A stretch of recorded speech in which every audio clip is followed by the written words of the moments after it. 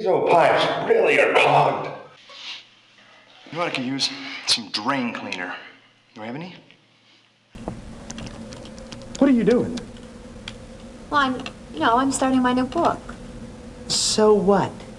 Did you go buy the drain cleaner like I asked you to? What? Drain cleaner? Don't be coy with me.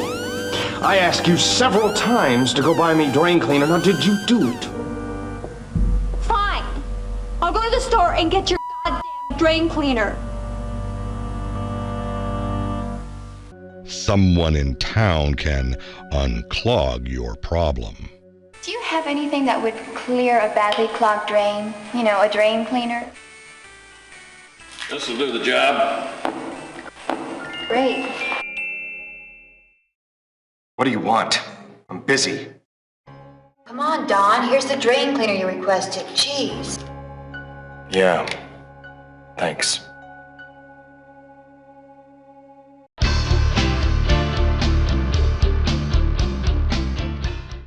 Hey everyone, welcome to Johncadia. My name is John, and this is my review of Phantasmagoria for the PC.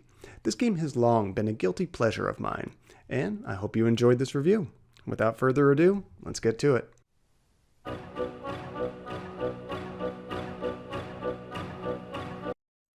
Phantasmagoria is a horror-themed point-and-click adventure game developed by Sierra and released in 1995. It originally came on 7 CDs, which was the largest game that I had played at the time. You play as Adrienne Delaney, who has recently moved into their new mansion with her husband Don. The mansion originally belonged to the magician Zoltan Karnavash, who had 5 wives, all of which died mysteriously. Initially, your only goal is to explore the new home and settle in, but you quickly start to notice things are not quite right and begin to have nightmares.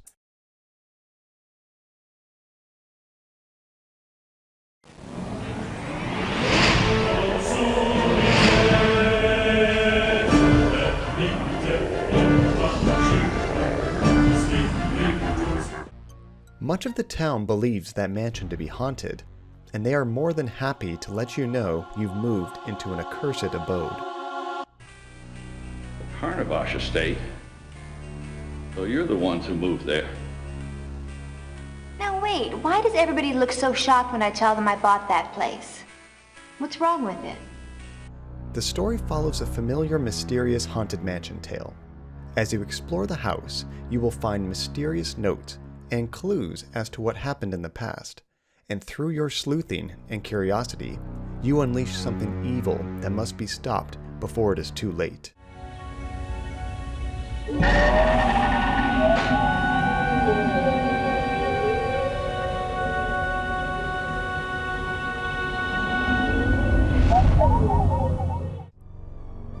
The game's plot isn't anything groundbreaking, but it has enough fun twists and surprises to keep you entertained for the short duration.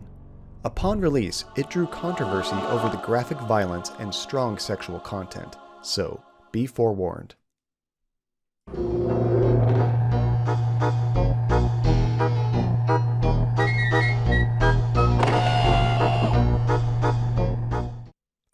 I originally played this game at release when I was young. I was a fan of horror and really enjoyed the spooky atmosphere and live-action characters. Phantasmagoria plays like a typical Sierra point-and-click adventure game. You click around the environment to navigate, interact with objects, and pick up items to store in your inventory for later. The majority of this game relies upon inventory puzzles and chatting with a wide assortment of often goofy characters. Huh? Oh, yeah. The available game areas to explore are a bit limited. You have the mansion, the property surrounding your home, and a small town with some shops. That is it. Unlike many other point-and-click games that give you a map to move between locations, this feels like a smaller game. But at the same time, you will spend less time bouncing around from place to place, and it can improve the pace of the game. You can drag an item to the eyeball at the bottom right to get a closer look. But on modern systems, the rotation speed is insanely fast. I don't remember this being an issue at release.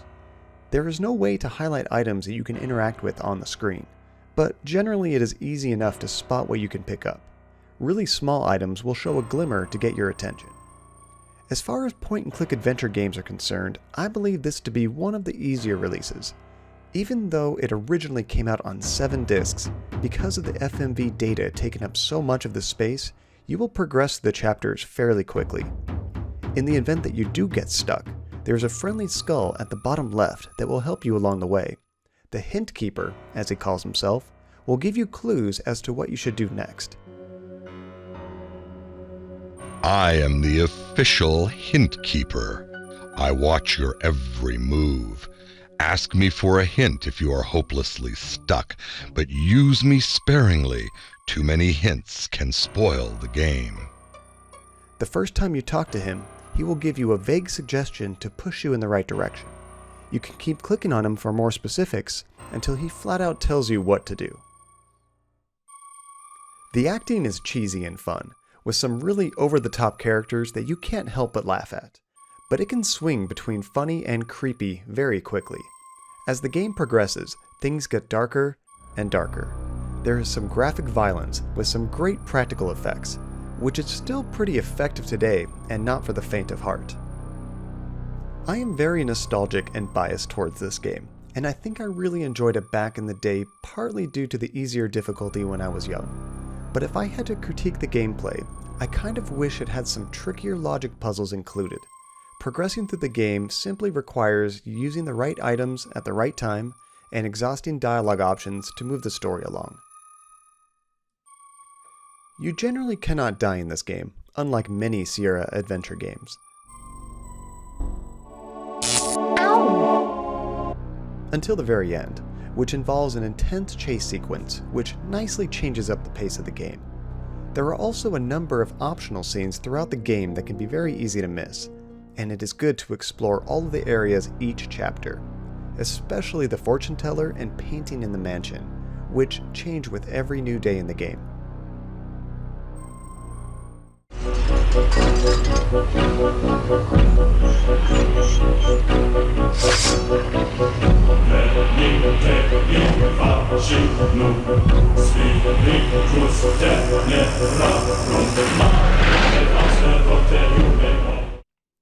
Phantasmagoria features full-motion video graphics for the characters and pre-rendered backgrounds.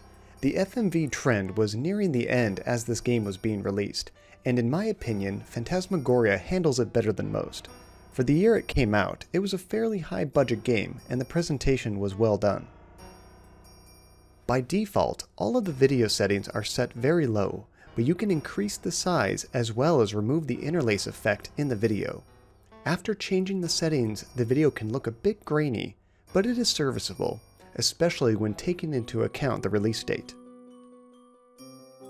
The interface is clean and simple, while providing a nice gothic presentation that suits the game well. The FMV characters can clash a bit with the pre-rendered backgrounds, but this was typical for the time. In the sequel, they did away with the CG backdrops and opted for actual still photograph images, which meshed well together, but also lost a bit of the charm. Today, this game's graphics would not win any awards, and have not aged very well at all. Some of the video quality can appear very crisp, while other scenes are strangely very pixelated. What the hell? Most of the video runs smoothly. However, there are certain fully rendered scenes that appear pretty choppy. But if you are a fan of retro graphics in your games, and especially FMV-style visuals, you should be able to enjoy this game's charm and style just fine.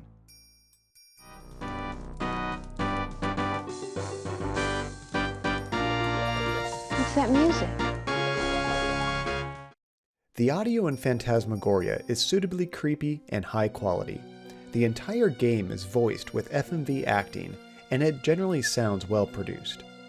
Though there are times where the audio has a little bit of a hiss to it.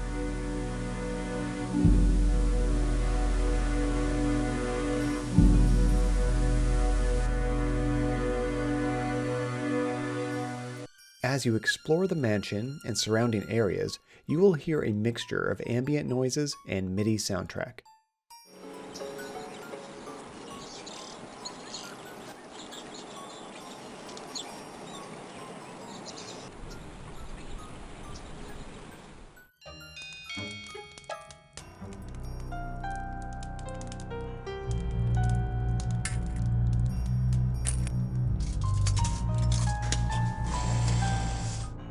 The music stays in the background for the most part, just offering something to set the mood and not much else. Except for the introduction music and the soundtrack during the last chapter, those really step up the intensity.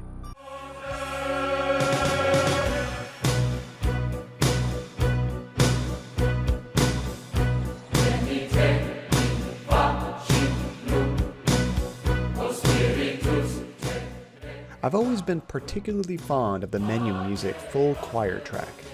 I would say the sound in this game is serviceable to good, and it fits the experience well.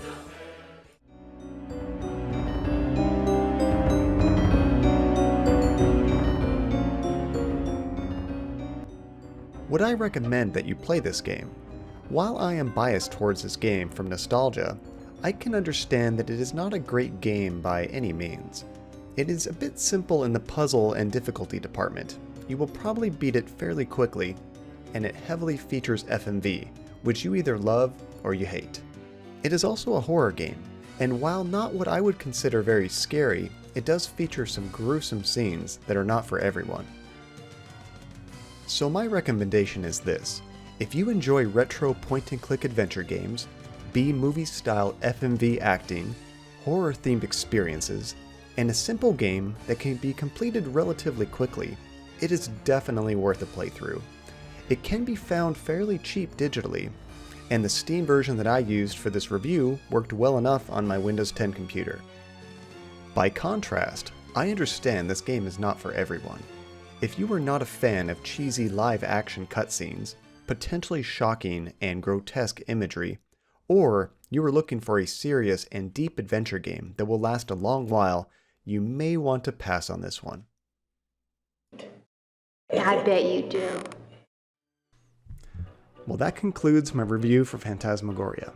I really hope you all enjoyed it.